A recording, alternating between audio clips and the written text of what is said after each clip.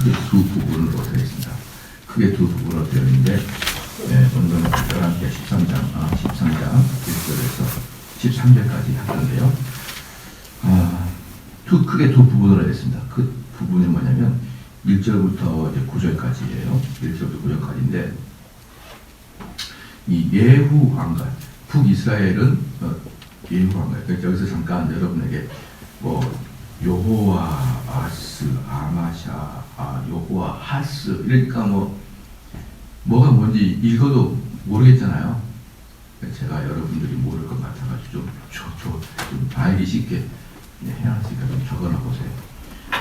요 시기에 한 120년 사이에, 남유다 북이스라엘 120년 사이에 왕들을 제가 이렇게 그 아들별로 좀 해놨습니다. 그거 좀 가지고 있어야 헷갈리지 않습니다. 그래서 120년 사이, 요 사이에 첫 번째 유다의 왕은 누구냐면 아달랴죠. 아달랴. 우리 쭉 배웠던 아달랴. 아합의 딸. 아달랴. 그 걔가 6년을 치료합니다. 6년을 왕고했죠. 그 아달랴의 아들이 요아스예요. 요아스는 40년을 집권합니다. 40년. 그 요아스의 아들이 아마샤입니다. 아마샤. 지금 이게 남유다의 왕이에요. 아마샤고, 아마샤가 29년을 지휘합니다. 29년 지휘하고, 그 아들이 아사랴입니다. 아사랴. 그러니까 요아스, 아마샤, 아사랴. 이거 어때요? 이름들이 비슷하니까 여러분들이 읽어도 이게 견적이 잘 안 나오니까 헷갈리는 거예요. 그래서 이 아샤라는 장장 무려 52년을 지휘합니다. 52년. 그래서 얘네들이 총 합쳐가지고 127년을 아달랴, 요아스, 아마샤, 아사랴, 이렇게 다윗의 족보가 계속 이어지는 거예요. 다윗 족보가 200년. 이 기간 동안에 북이스라엘의 왕은 누구냐? 예후죠. 예후. 우리가 지난번에 배웠던 예후가 28년을 집권합니다. 예후의 아들 여호와하스예요.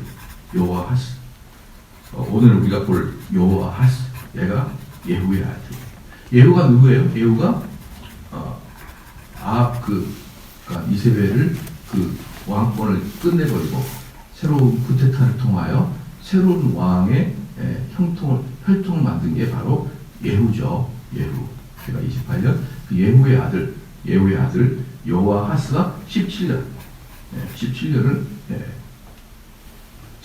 제위하고 있습니다. 그 여호와하스의 아들이 이따 좀 또 나올 건데, 이 여호와하스의 아들이 참 헷갈릴 사람이에요. 그 사람 이름이 바로 요아스입니다. 요아스라고 하기도 하고, 때로는 여호아스 이렇게 표현합니다. 요아스, 여호아스 이렇게 표현합니다. 근데 여기서 왜 헷갈리냐면은 이 북이스라엘의 요아스하고 남유다의 요아스가 있어요. 이 사람들이 또 둘이가 지기 기간이 겹쳐요. 또 이렇게. 그러니까 남유다도 요아스, 북이스라엘도 요아스. 그러니까 북이스라엘을 헷갈리지 않게 하기 위해서 요호아스. 그러니까 이게 우리 성도들의 이 두뇌 한계가 있잖아요. 조금만 넓어지면은 작동을 안 하는 두뇌가 있잖아요. 그러다 보니까 이게 요아스인지 요하스인지 남인지 북인지 이렇게 왔다 갔다 하냐, 동에서 번져 서에서 번져 이렇게 해가지고 이 요아스가 북이스라엘 왕 16년을 다스립니다. 16년을 다스려요. 그 다음에 이제 요아스 왕 밑에 이제 아주 유명한 다음에 볼 건데 여로보암 2세가 이 요아스 아들로 북이스라엘의 예후 가문의 3대째 가문이 나와요. 걔가 41년을 지휘합니다. 41년. 이제 그 다음에 이제 쪼막쪼막한 사람들이 나오는데, 여러분들 그 다음에 이름만 불러드릴게요. 스가랴가 나오고 걔 6개월, 샬룸 1개월, 무다햄 10년, 부가히야 2년. 스가랴 6개월, 샬룸 1개월, 무나햄 10년, 부가히야 2년. 이렇게 해가지고 총 114년 7개월 동안을 이렇게 상당히 많은 왕들을 해서, 위에는 예후나 요아스나 요아스, 여로보암 2세 같은 사람들은 왕답게 집권했는데, 그 다음부터도 어때요? 그냥 몇 개월 하다가 이렇게 아주 힘들게 바뀌는 걸 볼 수가 있어요. 어떻게 좀 이제 견적이 또 나왔나요? 요걸 좀 구별을 해야 이렇게 읽을 때 이게 딱 머리에 떠오르지. 안 그러면은 딱 머리 작동이 멈춰버려요. 머리 작동이 멈추면 어떤 효과가 나타나냐면요. 목사님 말하세요. 나는 이해할 이유가 없어요. 이제 그러면서 따라와 버리니까 이게 훨씬 이해도가 떨어지거든요. 그러니까 그걸 그 틀을 가지고 보라고 그렇게 제가 말했습니다. 그래서 이제 이 첫 번째 파트는 뭐냐 그러면 1절부터 9절까지인데 요 예후의 왕 그 다음 2세가 누구예요? 여호와하스죠. 여호와하스가 그 기록된 것이 1절부터 9절까지입니다. 그럼 여호와하스의 기록은 그 크게 두 가지로 나타나는데요.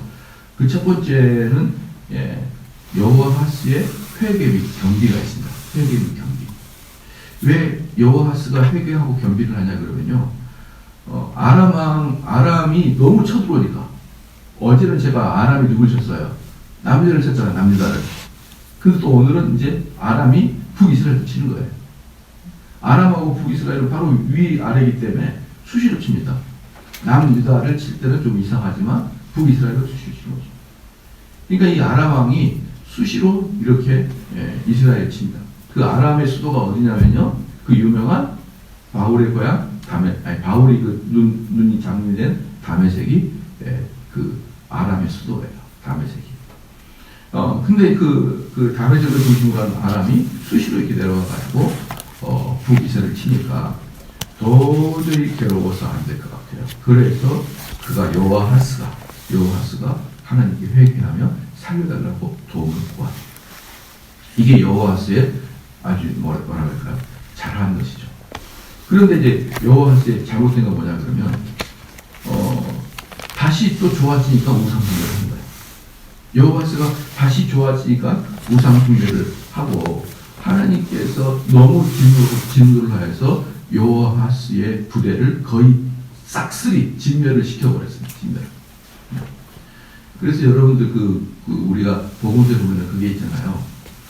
귀신이 들린 자를 청소를 딱 쫓아냈어요. 청소를 해놨습니다. 그런데 거기에 아무것도 없는 거예요. 그러니까 7귀신이 들어와 버리잖아요. 이것처럼 하나님 앞에서 회개한 자가 똑같은 죄를 계속 반복적으로 지면 더 악이 더 들어와 버려요. 더 큰 질병이 들어와 버립니다. 그러니까 계속적으로 북이스라엘이 침공을 당하니까 하나님께 회개 기도하니까 하나님이 막아주셨거든요. 막아주자마자 어때요? 또다시 죄를 짓는 거죠.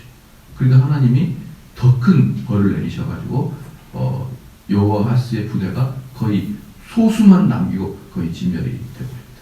그게 이제 1절부터 9절까지의 여호와하스의 그 행적들 두 가지 경비했던 여호와하스. 두 번째를 보니까 다시 범죄로 돌아가서 하나님의 진노를 받은 여호와하스. 이게 이제 13장의 전반부의 내용이고, 그 다음에 13장의 후반부의 내용은 뭐냐면 10절부터 25절까지인데요. 이 엘리사의 죽음과 엘리사의 마지막 사역이 후반부에 나타납니다. 엘리사의 죽음과 엘리사의 마지막 사역과 죽음이 후반부에 나타나요. 근데 이제 이 엘리사의 마지막 사역은 뭐냐면 14절부터 19절까지가 엘리사의 마지막 사역인데요. 엘리사가 병이 들었어요. 엘리사가 죽게 됩니다. 그러니까 북이스라엘 왕 요아스가 엘리사를 찾아가요. 엘리사를 찾아가요. 엘리사하고 엘리야를 제가 분명히 했잖아요. 엘리야는 반정부적이에요. 항상 반정부적이죠. 엘리사는 친정부적이에요. 그렇잖아요. 그러면은 이 엘리야는 막 왕을 혼내키고 엘리사는 왕에게 어떤 기적을 계속 보여줘요. 기적을. 이제 여기서도 보면은 마지막에 사역이 뭐냐 그러면은 그 북이스라엘 왕에게 엘리사가 너가 요람을 3번 공격할 것이다 이렇게 예언을 해줘요. 네가 3번을 공격할 것이다. 근데 여기도 뭡니까? 전부 다 친정부적인 형태잖아요. 그런데 엘리야는 반정부적 형태를 띠고 있고 엘리사는 친정부적 형태를 띠어요. 근데 둘 다 공통점이 뭡니까? 이거 보고 하나님 살아계심을 좀 깨달아라 이 말이에요. 이거 보고. 그러니까 저는 많은 분들이 어저께 제가 그 서점을 좀 갈 일이 있었어요. 서점을 좀 갈 일이 있었는데, 명성교회 그 세습에 관한 문제가 책이 나와 있더라고요. 책이. 근데 책이 두께가 한 1000페이지 됩니다. 1000페이지. 그 너무너무 중요한 일, 이 1000페이지짜리 정도 책을요, 우리 목사들한테도 읽어내기가 어려운 책이거든요. 1000페이지. 그 1000페이지 정도 읽으려고 그러면 조금 엉덩이에 그 철을 붙이고 있어야지만 이 1000페이지짜리 읽지, 목회자들이 바빠가지고 그렇게 못 읽어요. 여러분들 목회자들이 책을 많이 읽은 것 같지만요, 책을 읽는 것이 일이기 때문에, 목회자들은 책을 읽는 게 일이기 때문에 또 다른 책을 본다? 힘들어요. 일의 연장이죠. 여러분도 직장 일을 24시간 막 눈만 뜨면은 직장 일 할 수는 없잖아요. 직장 일 하다가 또 집에서 가정생활하고 이래야 이게 순환이 되죠. 계속 일만 하면 이 머리가 이상해요. 그리고 목회자도 책을 읽는 게 사실은 일이기 때문에 설교 준비해야 되고 성경 준비해야 되죠. 뭐 여러 가지 준비하다가 보면 따로 내가 좀 연구해 볼까? 이게 잘 안 돼요. 그래서 제가 논문이 잘 안 써져요. 그것도 책을 읽어야 되니까. 이게 보통 어려운 일이 아니에요. 이게 정신승리입니다. 그렇기 때문에 목회자들에게도 설교하고 성경 공부의 연구용이 아닌 1000페이지짜리 책을 읽는 것은요, 이거 보통 어려운 문제가 아니에요. 1000페이지짜리 읽고 5만 원이야.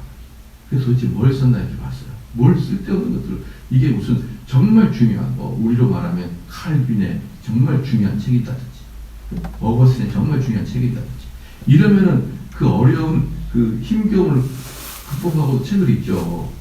그런데 명성교회 세습에 관한 문제를 무슨 놈의 1000페이지를 적어놨는지 봅니다.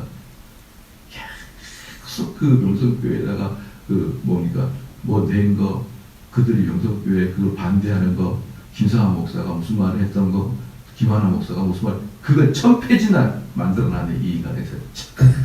이 인간들 할 일이 없다. 아니, 자기네들끼리 회의하고, 자기네들끼리 막자 그러고, 자기네들끼리 공문서 보내고, 내용지 보내고, 자기들끼리 김상환 목사가 뭐라 하고, 이걸 1000페이지를 만들어놨어요. 내가, 뭔 놈의 인간들이 이렇게 악하냐 싶어요. 아니, 그거 A4 용지를 하나 팔 것 같다가, 낱낱이. 그래가지고, 그 마지막에 이렇게, 뭐라고 썼냐면은, 자기들이 열심히 일하고 이렇게 되므로 명성교회가 약 30% 정도가 다운됐대요. 코로나 기간도 있겠지만 전부 다 성도의 숫자도 그렇고 헌금도 그렇고 모든 게 지금 30% 정도가 떨어져 있다. 바로 이것이 우리가 원하는 것이다.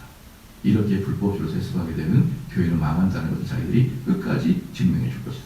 그렇게 썼어요. 여러분, 제가 분명히 말씀드리지만 엘리야는 반정부적이었어요.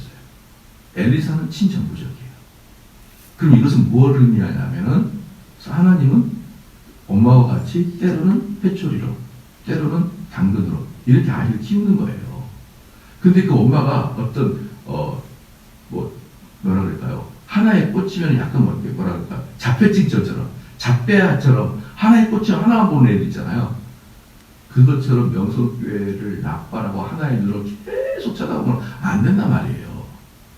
때로는 채찍도 해야 되지만 때로는 보호도 해줘야 되는 거예요. 그렇잖아요. 이 사람들이라는 것은요, 자기 인생의 철학을 딱 가지고 인생의 철학을 가지고 보면 안 돼요. 그것을 목회자들과 성도들이 가장 경계해야 돼요. 나의 인생의 철학은 이거야. 나의 인생의 철학은 이거야. 심지어 신앙을 할 때도 나는 나의 신앙의 철학은 이신칭이야. 이런 식으로 하나의 교리를 가지고 판단하면 안 되는 거예요. 이신칭의도 있고, 하나의 나라의 확장도 있고, 죄회개도 있고, 내 자신을 겸비함도 있고, 하나님께 영광을 돌리는 것도 있고, 수없이 많은 교리의 체계들이 있어요. 그렇기 때문에 정대훈 목사는 이신칭의를 가지고 이 교회를 다스린다. 이런 건 안 된단 말이에요. 정대훈 목사는 잘못한 사람을 따끔하게 혼내는 그런 철학을 가지고 이 교회를 이끌어 안 되는 거예요. 성도를 보고 어떤 성도는 위로해줘야 되고, 어떤 성도는 가르쳐야 되고, 어떤 성도는 책망해야 되고, 각 성도마다 다 달라요. 그러면은 성도들이 목사님은 왜 A한테는 잘해주더니 왜 저한테는 화를 내나요? 왜 화를 내겠어요? 화를 날만 하니까 화를 내는 거죠. 그러니까 일관되게 목사님은 일에 이게 없는 거예요. 교회는 이래 이런 것이 없어야 돼요. 근데 이게 꼭 사람들은 있어가지고 나는 전반적으로 권세자들에게 대해서는 반권세적인 형태를 나타내고 가난한 자에게는 친절을 나타내고 이런 식의 인생관을 갖고 있으면 안 됩니다, 여러분. 부자들에게도 책망을 해야 되고 부자들도 위로해 줘야 되고 가난해도 책망해도 똑같은 거예요. 근데 이게 어떤 사람들 다 인생관이 바뀌어버렸어요. 나는 부자들한테는 일단 강한 자에게는 강하게, 약한 자에는 약한, 이런 나는 차를 가지고 나는 목회를 합니다. 여러분, 왜 그렇게 나누나요? 그런 식으로. 그러니까 이 엘리야와 엘리사의 이 사역들을 보면서 여러분 잘 기억해야 됩니다. 하나님은 그냥 권세자나 왕을 그냥 대항하라 그게 아니에요. 그들에게 뭐라는 거예요? 하나님이 존재하심을 보여주라는 거예요. 하나님의 살아 역사하심을 따끔하게 보여주기도 하고 또는 칭찬하고 기적을 보여주면서 야 하나님이 계신 걸 기억하라 이렇게 해줘야 되는 거예요. 여러분 좀 무슨 말인지 알겠죠? 그렇기 때문에 그냥 뭔가 의로운 사람처럼 나는 초지일관 내 인생의 가치관 나는 이런 사람 있잖아요. 내 눈에 한번 찍히면은 걔는 영원히 찍히는 거야. 내가 한번 싫어하면은 나는 계속 싫어해. 이렇게 이야기하는 사람 꼭 있거든요. 저는 그 사람한테 꼭 물어봐요. 네가 도대체 어떤 존재인데? 아니 네가 무슨 존재? 네가 무슨 대통령이냐? 아니 네가 검찰총장이냐? 아니 무슨 놈에 네가 뭐길래 어떤 존재길래 나는 한번 미워한 자는 잘 마음에 안 바뀌어. 나는 한번 미워한 자는 계속 미워지게 돼. 왜 그런 식의 인생의 철학을 가지고 사냐고요. 그렇잖아요. 미워하다가도 또 때로는 얘가 좋은 얘기 하게 되면 그 부분은 참 예쁘다. 이렇게 얘기도 해줘야 되고 왔다 갔다. 그러니까 우리는 자녀를 기를 때 여러분 초지일과 같은 체라고 자녀를 기른다. 그 자녀 정신병 걸립니다. 왔다 갔다 해줘야 될 거 아니야. 왔다 갔다. 칭찬도 해주고 혼내기도 하고 엄격하기도 하고 친구처럼 장난도 치고 아버지처럼 엄격해지기도 하고 이게 반복되는 게 부모와 자녀의 관계죠. 어떻게 초지일과 우리 아버지는 이래. 이게 어디 있어요. 이게 어디 있습니까? 여러분 이런 부분을 우리 성도들이 가장 놓치고 있는 부분이에요. 가장 놓치고 있는. 그래서 그러잖아요. 우리 장모님은 항상 변함이 없어. 아주 미칠 지경에 항상 변화가 없으면요. 그 인간은 어떻게 살아요? 돌붙이랑 살지. 차라리 망구석이랑 껴안고 살아요. 항상 변화가 없으면. 사람이 왜 항상 변화가 없어야 됩니까? 그게 돌붙여줘. 그런 식의 어떤 그런 식의 삶이 좀 멋있는 삶이나 더 나아가서 신앙인다운 삶이 아닌가라고 생각하지만 그런 사람이 자칫 뭐가 되냐면 율법주의가 되는 거예요. 여러분. 그래서 이 엘리사의 마지막 죽어가면서도 뭡니까? 그 북이스라엘 왕 요아스 얼마나 바빠요. 이 요아스하고 또 여호아하스한테 다 조언을 해주고 마지막 죽을 때도 요아스한테 이렇게 조언을 해주고 죽어요. 이러한 것들을 보면서 참 하나님의 이 사역은 꼭 부모와 같은 마음으로 사역을 하시는구나 이런 느낌이 많이 들죠. 그래서 이제 그렇게 구분을 해요. 1절부터 9절까지 뭡니까? 여호아하스의 사적이 기록되어 있고 17절부터 25절까지는 뭡니까? 엘리사의 죽음이 나타나 있고 이럽니다. 그 다음에 이제 2절에 보면요. 그러니까 1절에 유다 왕 아하시아의 아들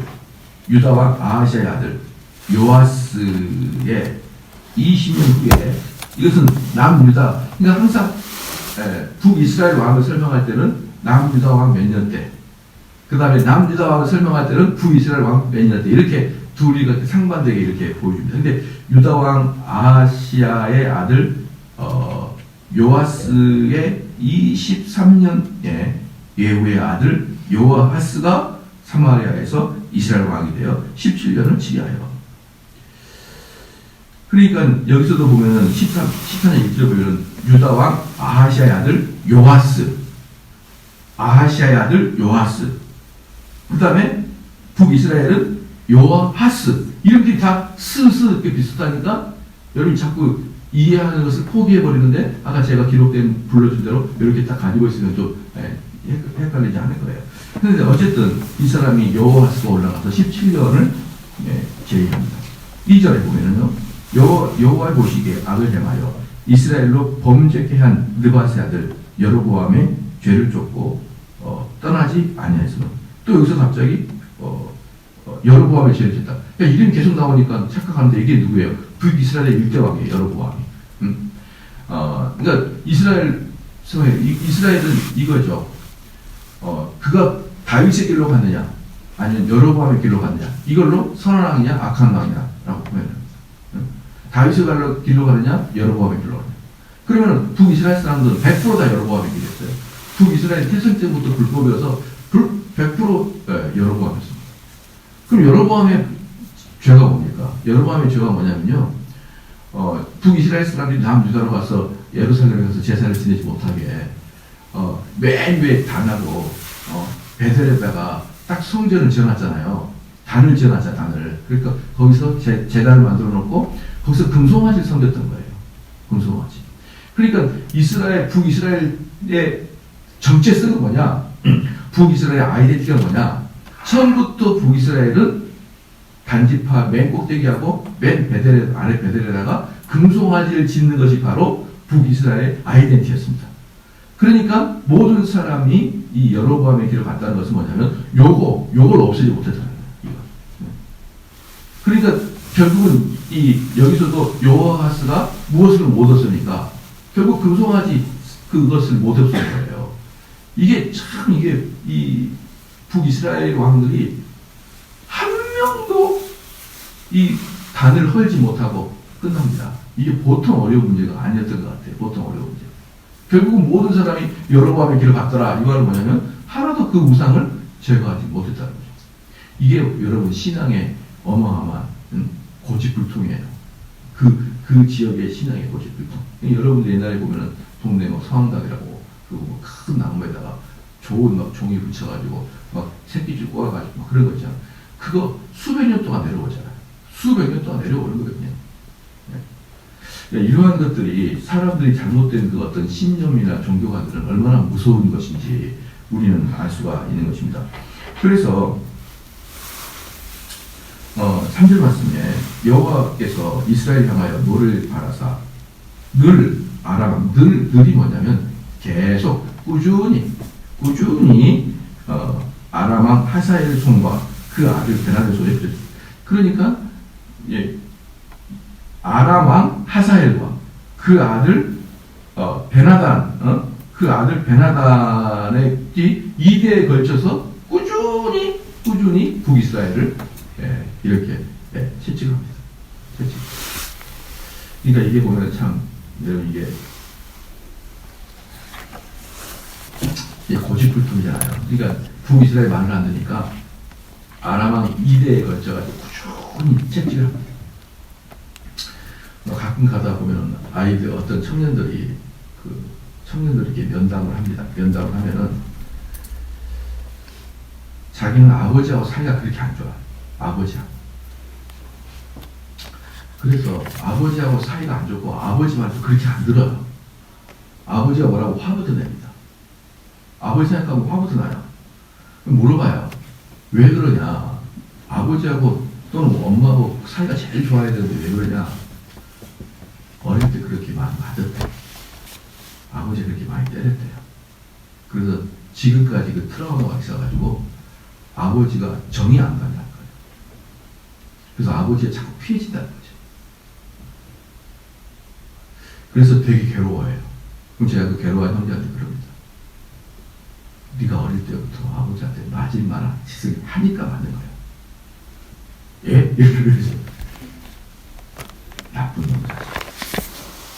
네가 아버지를 얼마나 속삭였으면 아버지가 네한테 내지를 않습니다. 그러니까 얘들은 고집불통이 된 게 있어요. 정신 못 차리고. 그런 아버지도 이놈 잘 잡아주고, 그래서 뭐라고 하면은 벌써 사춘기가 되면은 알았다고요. 이제 이런 식으로. 자기가 그렇게 버릇없이 한 것들을 기억을 못 해요. 왜냐면은 일단의 기억력은 상실되어 있거든요, 얘들이.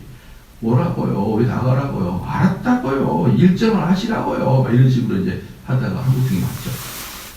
그런 것들 맞는 것만 기억하거든요. 여러분, 이게 어릴 때부터 부모한테 맞은 사람 있잖아요. 특별하게 그 부모가 정신적인 문제가 있다든지 아니면 새엄마 새아빠가 아닌 경우에 자기 친모 친분배 이런 분들이 손찌검을 했다는 것은요, 맞을 짓것을 했기 때문에 맞는 거예요. 99.9% 맞습니다. 부모들은 그냥 잠자고 있는데 때리는 애가 없어요, 부모들. 아시겠죠? 네. 그렇기 때문에 이스라엘이 2대에 걸쳐서 하나님께 계속 벌을 받은 이유는 그만큼 이스라엘이 악하다는 뜻이에요. 하나님, 왜 자꾸 이 2대에 걸쳐서, 아람왕 2대에 걸쳐서 이렇게 합니까? 라고 항변하죠. 하나님은 다 보실 거예요. 니네들이 어떻게 우상을 숭배했고, 어떻게 명령을 어겼는지. 하나님이 계속적으로 지금 책망을 하고 채찍질을 가하는 것은 그럴 이유가 있어서 그러는 거예요. 아들도 똑같아요. 자도 똑같아요. 부모로부터 책망받고 부모로부터 회초리 받는 이유는 그렇게 고집부터요, 그렇게 악하기 때문에 맞았던 거예요. 누구를 탓합니다. 누구를. 그래서 저는 청소년들이나 청년들이 그런 이야기를 정말 심각하게 들어주쳐가면서 네가 맞을 짓을 했어 그래. 그리고 목사님이 너를 보면 정말 맞을 것 같아. 이런 생각. 제가 지금도 봐도 버릇 없어요. 지금. 그렇게 살면서 자기들은 다른 사람한테 상식적으로 다른 사람을 찌른 것을 전혀 예상하지 못하고 고려하지 못하고 그저 피해를 당한 것만 온팡 다 기억해가지고 왜 그러십니까? 여러분 잘 기억하십시오. 맞을 짓을 하니까 맞는 거예요. 제가 말씀드렸잖아요. 학교에서 왕따 당하면 그냥 당하는 거 아니에요. 얘들이 보기에 좀 이상하니까 왕따를 시키는 거예요. 얘들이 보니까. 물론 저는 항상 저희 자녀한테 그럽니다. 학교에서 힘들어하는 애들이 항상 편들어줘야 돼요. 그렇게 제가 이야기하죠. 그러나 제 마음속에 만약에 우리 자녀가 학교에서 선생님께 혼나거나 학교에서 애들 왕따 당하면 너가 문제가 있는 거라고 먼저 제가 이야기해줘요. 네가 먼저 문제가 있어. 아빠, 우리 선생님이 이상해. 왜 이상해? 나만 혼내, 나만. 어떻게? 아니, 얘들이랑 같이 떠드는데 나만 혼내. 우리 선생님 나만 미워해. 그러면 제가 항상 얘기해줘요. 얘 선생님 보시기에 네가 주동자 같아서 그래. 선생님이 왜 걔만 혼내요? 얘가 주동하니까 얘를 혼내는 거 아니에요. 왜 이렇게 노래를 좀 자다가 숨을 못 쉬려고 그래. 이렇게 노래. 숨 쉬어. 이러는데 전혀 자기들의 잘못이나 자기들의 어떤 악한 것들에 대해서는 고려가 안 돼요. 근데 이스라엘도 여러분 2명의 왕에 의해서 계속적으로 하나님이 책망하는 만큼 북이스라엘은 그렇게 반박합니다. 그렇게 보십시다. 자, 그래서 4절 말씀에 아람 왕이 이스라엘 학대함으로 여호와하스가 여호와께 간구하며 여호와께서 도를 들으셨으니 이는 저희의 학대함을 보셨습니다. 하나님 그러면은 그 자녀를 채찍하면 자녀가 아빠 미안해요. 그러면 스톱이 되는 거예요. 그냥. 왜? 그 아빠는 그 자녀의 버릇을 고치려고 하는 게 주 목적이지 고통을 주려고 하는 게 목적이 아니니까. 그러니까 여호와스가 하나님 죄송해요. 그러니까 딱 스톱을 시켰습니다. 그렇죠? 5절에 여호와께서 이에 구원자를 이스라엘에게 주시매 이스라엘 자손이 아람 사람의 손에서 벗어나 정글같이 자기 장막에 거하였으니. 그래서 구원자가 누구라는 것에 대해서는 상당히 논쟁이 있지만 대체적으로 많은 학자들이 구원자를 엘리사로 봅니다. 엘리사가 와가지고 하나님의 예언을 해주고 방식을 가르쳐줬다라고 보는 것이 거의 대부분의 학자들의 이야기예요. 왜냐 그러면은 14절도 이후에서부터 9절부터 제가 우리 볼 텐데 14절 이후에 보면은 엘리사가 이 사건 이후에 또 마지막 사건을 할 때도 이 왕에게 예언을 해주고 죽거든요. 왕에게. 그렇기 때문에 이 13장 5절 말씀에서 이 구원자라고 말하는 것은 하나님께 막 부르짖는 찰나에 구원자가 내려갑니다. 그 구원자는 엘리사가 와가지고 어떻게 전쟁에 임하라라고 가르쳐줬을 것이다. 그게 엘리사의 일이었습니다. 보통. 그 다음에 6절 말씀에 저희가 이스라엘로 공격해 한 여로보암 집에 죄에서 떠나자니. 여기서 보면 뭡니까? 여로보암 1대 왕의 그 집에서 떠나지 않았다. 그 뭡니까? 그 단지파하고 베델지파에다가 만들어 놓은 것을 떠나지 않았다는 거예요. 쫓아 행하고 또 사마리아에서 아세라 목상을 그저주었다. 이 아세라 목상은 무엇입니까? 아세라 목상은 명백한 이방 종교예요. 그러니까 북이스라엘의 단지파와 베델에 있는 그 금송아지는 뭐라고 했습니까? 우상 숭배지만 입으로는 여호와를 섬기는 종교이다니까요. 그들은 그 여호와를 섬기는 것이 뭐냐면 여호와의 방식대로 섬기는 게 아니라 자기들이 원하는 방식대로 여호와를 섬기는 것이 금송아지 사건이었단 말이에요. 그러니까 걔네들은 뭐예요? 입으로는 하나님을 얘기해요. 그런데 이 바알과 아세라는 뭐예요? 아예 입으로 여호와 하나님을 제거를 해버려요. 입으로. 그러니까 이 아세라 목사는 뭐랑 똑같습니까? 부처님 봉사랑 똑같은 거예요. 그런데 북이스라엘의 죽은 그것을 그대로 놔뒀다 이 말이에요. 그대로. 그러니까 7절에 아람 왕이 여호아스의 백성을 진멸하고 타작마당에 티끌이 되게 하고 마병 50과 병거 10승과 보병 1만 외에는 여호아스에게 남겨두지 않는다. 그래서 하나님이 더 이제 이 북이스라엘을 쳐버리는데 어떻게 합니까? 여러 아람 왕이 여호아스의 백성을 진멸하는데 타작마당 티끌 뭐예요? 그냥 먼지 나듯이 여러분 타작한 다음에 먼지 있잖아요. 먼지 그렇게 하듯이 아무 의미가 없는 족속을 만들어버린 거예요. 아무 의미가 없는 족속. 그냥 날아다니는 족속. 그렇죠. 티끌되게 하고 마병이 한 나라의 왕인데요. 봐보세요. 마병이 50이에요. 마병이 50. 그리고 병거가 10개. 보병이 1만. 요것만 딱 남기고 다 죽이진 않았을 거예요. 다 끌고 가버리든지. 예, 그러니까 쉽게 말하면은 2차 세계대전이 끝나고 미국이 주도해서 유엔이 일본한테 전투적 평가를 금지시켰어요. 전투 평가를. 무조건 수비 평가만 만들어 놓은 거예요. 그래서 군대가 적습니다. 일본 같은 거. 독일도 그래요. 군대가 적어요. 더 이상 많이 만들지 말라. 그렇게 해버렸습니다. 그러니까 지금 여기서 보면은 북이스라엘 왕한테 겨우 뭡니까? 마병 50명, 병거 10개, 보병 1만 명. 이건 뭐예요? 왕실만 지키는 정도. 국방을 지키는 게 아니라 왕실만 지키는 정도의 병력을 빼고는 전부 다 진멸시켰어요. 죽였든지 끌고 갔든지 병사들.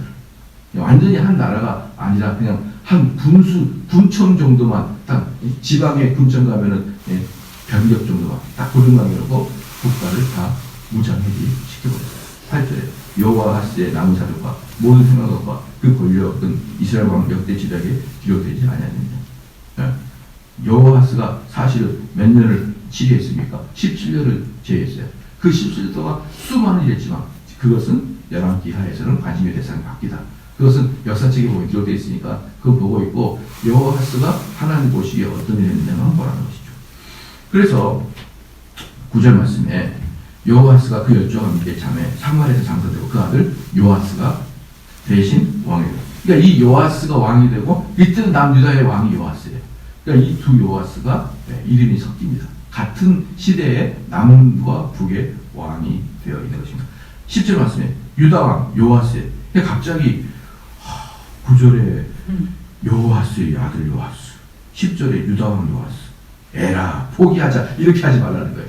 이렇게 그렇게 포기하고 그러면 너무 억울한 거죠. 유다왕 요아스의 37년에 요아스의 아들 요아스가 사마리아에서 이스라엘 왕이 되어 16년을 치리하며 11절 여호와의 보시기에 악을 향하여 이스라엘로 범죄케 한 느바스의 아들 여로보암의 모든 죄에서 떠나지 아니하고 조차 행하였더라. 여기도 보니까 똑같아요. 여로보암의 죄를 그대로 지었습니다. 12절에 요아스의 남은 사적과 무릇 행한 일과 유다왕 아마샤와 싸운 권력은 이스라엘 왕 역대 지략에 기록되지 않느냐. 요아스가 그 열조와 함께 잠에 이스라엘 왕들과 함께 사마리아에서 장사되고 여로보암이 그 위에 앉았더라. 이 요아스가요 장장 16년 동안 제위했는데 한글도 쓰지 않아요. 머리다. 16년 동안 그 왕으로 임했는데 하나도 관심이 없어요. 이게 여러분 하나님의 눈입니다. 하나님의, 저는 이 성도들을 보면서 어떤 느낌이냐면 하나님에게 합격할 만한 일에 대해서 별로 관심이 없어요. 하나님이 좋아하실 것에 대해서 관심이 없어요. 그냥 자기들 이익대로 살아가는 거예요.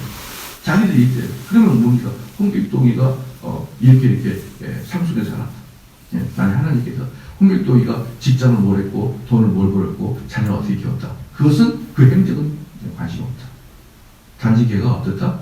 여호와의 보시기에 악한 길을 갔다. 이렇게만 평가해버리면 여러분 이게 무슨 의미가 있는 삶이에요?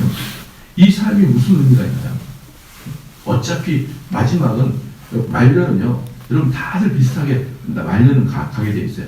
그렇게 된다 그러면 마지막에 이 말년 앞에서도 그 수많은 스펙타클한 삶이 무슨 의미가 있으시겠냐. 마지막 방점이 딱 찍히는 게 이상하게 찍혀버리던데. 그래서 사람들은 정말 내가 지금 이 삶의 방향성이 하나님 보시기에 적당한 것인가? 이런 개념 없이 그저 자연과 똑같은 방식으로 살아가는 것은 정말 위험한 삶의 형태다라는 것을 말씀드립니다. 기도하시겠습니다. 하나님 아버지 참으로 감사합니다. 이스라엘과 남유다의 많은 왕들이 즉위하고 또 내려가고 여러 가지 행사를 하고 여러 가지 군사를 확장을 하였지만 아버지 그러한 여러 가지 모습들은 하나님 보시기에 큰 의미를 두지 아니하며 하나님 보시기에 우상을 숭배하였는지 하나님의 길을 따르는지 다윗의 길을 따르는지가 가장 큰 중심이었다는 것을 알게 해주시면 감사합니다. 하나님 아버지요, 우리가 오늘 살아갈 때도 바울이 어떻게 주를 섬겼는지 잘 기억하게 해주셨고 바울이 어찌하든 주의 복음을 전하는 것으로 자기의 삶의 목적을 삼았듯이 저희들의 삶도 주님이 좋아하는 일, 주님의 사역을 감당하며 살아가게 하여 주시옵소서. 하나님 아버지 또한 이제 주말을 준비하고 주일을 준비하는 이 시기에도 더욱더 마음에 경건을 허락하여 주시사 복음을 듣고 복음을 전파하는데 기뻐하는 저희가 되게 하여 주시옵소서. 감사드리며 예수님의 이름으로 기도하옵나이다. 아멘.